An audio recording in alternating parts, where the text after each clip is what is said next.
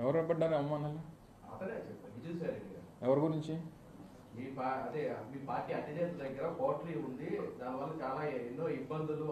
జగన్మోహన్ రెడ్డి గారి క్వార్టరీ. జగన్మోహన్ రెడ్డి గారి క్వార్టరీ అంటే ఈ రాష్ట్రంలో వైఎస్ఆర్ కాంగ్రెస్ పార్టీ కార్యకర్తలు. జగన్మోహన్ రెడ్డి గారి క్వార్టరీ అంటే ఈ రాష్ట్రంలో వైఎస్ఆర్ కాంగ్రెస్ పార్టీ మొదటి నుంచి 14 సంవత్సరాలుగా జగన్మోహన్ రెడ్డి గారి కోసం, పార్టీ కోసం కష్టపడి పనిచేస్తున్నటువంటి కార్యకర్తలే జగన్మోహన్ రెడ్డి గారి క్వార్టరీ. నిజంగా క్వార్టరీలు సరే పోనీ ఎవరో ఏమన్నారనేటువంటి పక్కన పెడదాం. ఏ రాజకీయ పార్టీలో ఏ నాయకుడి పక్కన క్వార్టరీ ఉండదు చెప్పండి? చంద్రబాబు నాయుడు పక్కన క్వార్టరీ లేదా? అది రాజకీయం కాదు, అసలు ఏ ప్రొఫెషన్లో క్వార్టరీ ఉండదో చెప్పు. ఉదాహరణకు మీ ఏబిఎన్ ఉంది, మీ రాధాకృష్ణ గారి చుట్టూ క్వార్టరీ ఉండదా? ఉంటుంది కదా. ఇగో మా విశాఖపట్నంలో రామకృష్ణ ఇలా చేస్తున్నాడు, లేకపోతే ఇంకో దగ్గర ఇంకోటి ఇలా చేస్తున్నాడు చెప్పేవాడు చేసేవాడు ఉండడా చెప్పు. సో క్వార్టరీలు అనేటువంటివి ఈ ప్రజాస్వామ్యంలో, ఈ వ్యవస్థలు అన్నింటిలోని ప్రతి స్థాయిలో, ప్రతి వ్యవస్థలో, ప్రతి దగ్గర ఉండేటువంటిది. సరే, ఆ క్వార్టరీల గురించి ఎవరు మాట్లాడాలి? దూరం నుంచి చూసిన వాళ్ళు, లేకపోతే ఆ క్వార్టరీలో లేని వాళ్ళు మాట్లాడాలి తప్ప మొన్నటి వరకు ఆ క్వార్టరీలో ఉన్నటువంటి మనం మాట్లాడితే ఎలా చెప్పు? ప్రజలు హర్షిస్తారా? ఒప్పుకుంటారా? సో ఇవన్నీ కూడా ఆలోచించి మాట్లాడుంటే బాగుండేది. సరే, ఇంకా పార్టీ నుంచి రాజీనామా చేసి వెళ్ళిపోయిన తర్వాత అంతకంట ఇదిగా మాట్లాడతారని అనుకోవడం మన అమాయకత్వం అంతే. ఎవరి మనసు తిరిగింది? ఎందుకు విరిగిపోయింది? ఇంకెవరి మీద ఎప్పుడన్నా ఇంకొక మీద ప్రేమ పుడితే మన మనసులు ఇరిగిపోతుంటాయి. అదే మాకు తెలియాలి. నువ్వు ఆయన అడగాలి, నేనే చెప్తాను. చేసుంటారు. పార్టీలో పనిచేసినప్పుడు వివిధ హోదాల్లో, వివిధ స్థానాల్లో పనిచేస్తుంటాం. ఇప్పుడు నీకు ఒకరి మీద మనసు ఇరిగిపోయిందని అంటే ఇంకొకరి మీద ప్రేమ పుడితేనే ఇక్కడ మనసు ఇరిగిపోతుంది. అది ఎవరి మీద ప్రేమ పుట్టిందో, ఎవరి మనసు దేనికి ఇరిగిపోయిందో అనేటువంటి త్వరలో తెలుస్తాయి మనకు. అవన్నీ చూస్తాం కదా రాజకీయాల్లో. నిన్న కూడా వారు మాట్లాడుతూ చెప్పారు. ఏం చెప్పారు? ఈ రోజు వరకు ఏ నిర్ణయం తీసుకోలేదు అంటే, ఈ రోజు అంటే నిన్నటి వరకే కదా. సరే, నేను అవన్నీ నా నిర్ణయం కాదు కదా. సో ఏదేమైనప్పటికీ మనసు విరిగిపోవడానికి, లేకపోతే ఇంకోటి అయిపోవడానికి వైఎస్ఆర్ కాంగ్రెస్ పార్టీలో ఉన్నంతకాలం అత్యంత కీలకమైనటువంటి స్థానాల్లో వారు పనిచేశారు. సరే, వారు మాట్లాడినప్పుడు, ఢిల్లీలో మాట్లాడినప్పుడు నేను ఇంక రాజకీయం మాట్లాడదలుచుకోలేదు, వ్యవసాయం మాత్రమే చేస్తానని చెప్పారు. సరే, అలాగే అనుకున్నాం. మరి నిన్నటి పరిస్థితులు అయితే దానికి భిన్నంగా కనిపించాయి నాకైతే. సో నిన్న భిన్నంగా కనిపించిన తర్వాత ఈ కొత్త మాటలన్నీ మనసు ఇరిగిపోయింది, లేకపోతే ఇంకోటి అయింది అన్న తర్వాత ఇంకోటి మీద ప్రేమ పుడితేనే మనసు ఇరిగిపోవాలి. మరి అంటే నా వ్యక్తిగతమైనటువంటి అభిప్రాయం. అది మరి నాకేం తెలుసు? నేనేం చెప్తాను? నువ్వు ఎవరిని ప్రేమిస్తున్నావు నాకేం తెలుసు చెప్పు? నేను జగన్మోహన్ రెడ్డి గారిని ప్రేమిస్తున్నాను.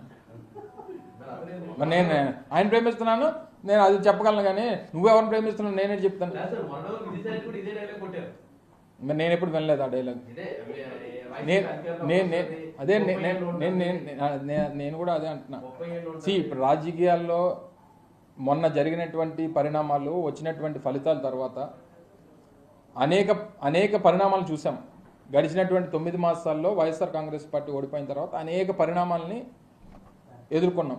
చాలామంది పార్టీ నుంచి వెళ్ళిపోయారు, రాజీనామా చేసి వెళ్ళిపోయారు, లేకపోతే ఇంకోటి వారు ఏదో మాట్లాడితే వెళ్ళిపోయారు. వెళ్ళిపోయినటువంటి వారందరూ, నేను ఎవరో ఒకరి గురించి మాట్లాడలేదు. మొన్న ఇదే జగన్మోహన్ రెడ్డి గారు 2024లో కూడా అధికారంలోకి వచ్చుంటే ఇది జరిగేదా? 2024లో మళ్ళీ జగన్మోహన్ రెడ్డి గారు అధికారంలోకి వచ్చి మళ్ళీ రెండోసారి ముఖ్యమంత్రి అయి ఉంటే, ఈ గడిచినటువంటి 9 మాసాల్లో వైఎస్ఆర్ కాంగ్రెస్ పార్టీ నుంచి వెళ్ళిపోయినటువంటి నాయకులు వెళ్ళిపోయేవారా? వెళ్ళిపోయినటువంటి వారు ఈ రకంగా మాట్లాడేవారా? ఈ రకంగా జగన్మోహన్ రెడ్డి గారి మీద మాట్లాడేవారా? ఈ పరిస్థితులన్నింటినీ కూడా లేవనెత్తేవారా అనేటువంటిది ఒకసారి మనం మనస్సాక్షిని అడుక్కోవాలి. నేను ఏ ఒక్కరి గురించో నేను మాట్లాడలేదు. సహజంగా రాజకీయ పరిస్థితుల గురించి నేను ప్రస్తావిస్తూ ఉన్నా. సో వెళ్ళిపోయినటువంటి వారు ఇంతకంట ఇదిగా మాట్లాడతారనుకోవడం మా అమాయకత్వం, మీ అమాయకత్వం. అందుకే సార్ అసలు వ్యవసాయం చేసుకుంటా ఉంటారు కానీ ఒకవైపు మీకు సాయం చేసేటట్లే కనిపిస్తున్నారు. ఇంకోటి అంటారు ఎందుకంటే మీకా జగన్మోహన్ రెడ్డి అధికారంలో రావాలని కోరుకుంటున్నారట కదా. ఎవరన్నారు? నేను అది వినలేదు. అదే ఢిల్లీలో ఉన్నారు, ఢిల్లీలో అన్నట్టుగా చూసాను. అదే నేను నేను నేను ఇందాక కూడా చెప్పింది అదే. ఢిల్లీలో వారు మాట్లాడినటువంటి మాటలకి నిన్న విజయవాడలో మాట్లాడినటువంటి మాటలకి చాలా వ్యత్యాసం కనబడింది అనేటువంటిది నా అభిప్రాయం. సో ఏదేమైనప్పటికీ సరే, ఈ కోటరీ గురించి కానీ లేకపోతే ఇంకోటి గురించి కానీ ఇంకోటి గురించి మాట్లాడినప్పుడు మనం కూడా ఆ స్థాయిలో మనం పనిచేసాం కదా, ఆ స్థాయిలో ముఖ్యమైనటువంటి పాత్ర పోషించాం కదా. ఒకవేళ నిజంగా నిన్న వారు మాట్లాడినప్పుడు ఏమన్నారు, ఈ ఏదైతే వారు మెన్షన్ చేసినటువంటి కోటరీ అనేటువంటి మాట మాట్లాడారో లేదా పూజారులు అనేటువంటి మాటలు మాట్లాడారో మొన్నటి వరకు ఆ పాత్రలో మనం కూడా పనిచేసాం కదా. మరి చేసినప్పుడు మరి మనం ఏం చెప్పుంటాం, మనం ఏం చేసుంటాం అనేటువంటిది కూడా ఒకసారి అంటే పార్టీ నుంచి వెళ్ళిపోయిన తర్వాత ఈ ఇంతకంట బెటర్గా మాట్లాడతారు లేకపోతే ఇంకా జగన్మోహన్ రెడ్డి గారు ఇచ్చేస్తారు అనేది నిన్న మాట్లాడిన తర్వాత వారు ఏదో ఒక ఆయన వ్యవసాయం చేసుకోబోట్లేదు, రాజకీయమే చేయబోతున్నారు అనేటువంటిది నాకు వ్యక్తిగతంగా అర్థమైంది. ఆయన అయితే వ్యవసాయం చేయబోడు, ఆయన రాజకీయమే చేస్తారనేటువంటిది నాకు నిన్న వారి మాటల ద్వారా అర్థమైంది.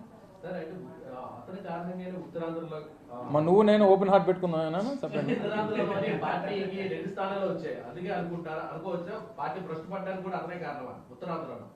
మొన్న చంద్రబాబు నాయుడుకి 2019లో 23 స్థానాలు వచ్చాయి. సరే, ప్రతిపక్ష హోదా రావచ్చు, ఓట్లు ఎన్ని వచ్చాయి చూసాం, అన్నీ జరిగాయి. సరే పక్కన పెట్టి ఇవన్నీ ఏదేమైనప్పటికీ ఎన్ని సీట్లు వచ్చాయి ఏది వచ్చాయి అనేటువంటి పక్కన పెట్టేస్తే అధికారం ఉన్నప్పుడు ఒకలాగా, అధికారం లేనప్పుడు ఒకలాగా.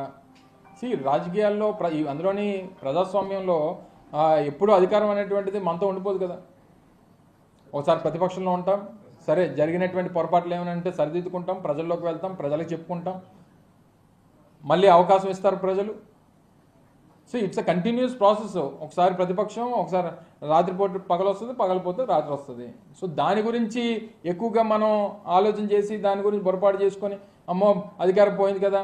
ఇప్పుడు సొసైటీలో కూడా ఏమైపోయిందనంటే అంటే రాజకీయాల్లో మూడు పార్టీలు ఉన్నాయి ఇప్పుడు.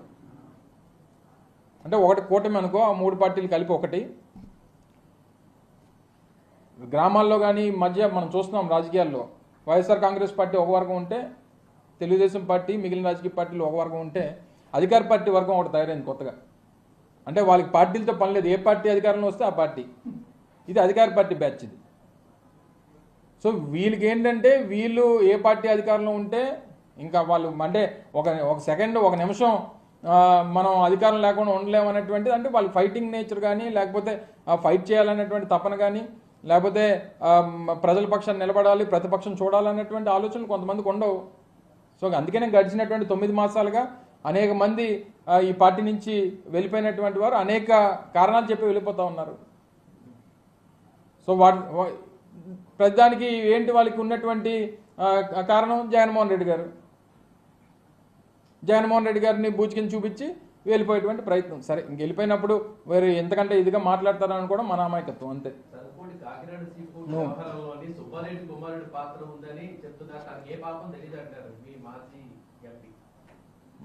సరే, ఏది ఉన్నా ప్రభుత్వం వాళ్ళది.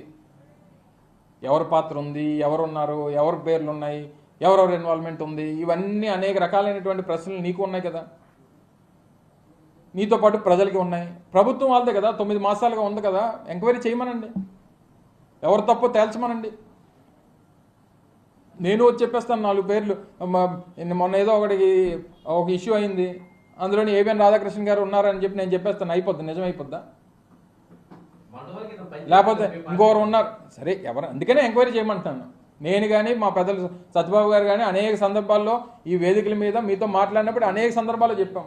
మా మీద అనేక ఆరోపణలు చేశారు, మా ప్రభుత్వం మీద చేశారు, ఆ రోజు మా మీద చేశారు, వ్యక్తిగతంగా చేశారు. ఎంక్వైరీ చేయండి. పార్టీ మీరే అధికారంలో ఉన్నారు కదా, ప్రతిపక్షంలో ఉండి ఆరోపణలు చేయడం వేరు, అధికార పార్టీలో ఉండి ఆరోపణలు చేయడం అనేటువంటిది అమాయకత్వం. కేవలం రాజకీయం. ఇమేజ్ డ్యామేజ్ చేయాలి, ఏదో రకంగా రాజకీయంగా మా క్యారెక్టర్స్ని అసాసినేట్ చేయాలనేటువంటిది వారి తపన. మా లీడర్ దగ్గర నుంచి ఎప్పటి నుంచి మొదలైంది, జగన్మోహన్ రెడ్డి గారు పార్టీ పెట్టిన దగ్గర నుంచి క్యారెక్టర్ అసాసినేషన్ అనేటువంటిది మొదటి నుంచి మొదలైంది, అది కొనసాగుతూ వస్తుంది. అది పై స్థాయి నుంచి కింద స్థాయి వరకు ప్రతి ఒక్కరు ముందు బొరజల్లేస్తే వీళ్ళే తుడుచుకుంటారు కదా అనేటువంటి అభిప్రాయం వరకు ఉంది. సో ఈ పరిస్థితుల మధ్య వీరి తాలూకా ఆలోచనలు అంతకంటే గొప్పగా ఉంటాయి అనుకోవడం అనేటువంటిది మరి వారి అమాయకత్వం అనుకోవాలో మా అమాయకత్వం అనుకోవాలో అనేటువంటి వారు నిర్ణయించుకోవాలి. ఇప్పుడు వరకు ఏబిఎన్ ఆంధ్రజ్యోతి టీవీతో మాట్లాడాను, మళ్ళీ ఇప్పుడు ఆంధ్రజ్యోతి అంతా చెప్పాను, నువ్వు రాకముందు అంతా చెప్పాను, మళ్ళీ నువ్వు సేమ్ క్వశ్చన్స్ అడుగుతున్నాను. సేమ్ చెప్పు, పోను నేను కొత్తగా ఉంటే చెప్పు, మళ్ళీ రిపీట్ చేయలేను. నువ్వు ఇంకేదైనా ఉంటే చెప్పు, కొత్తగా అడిగి చెప్తాను. ఓకే.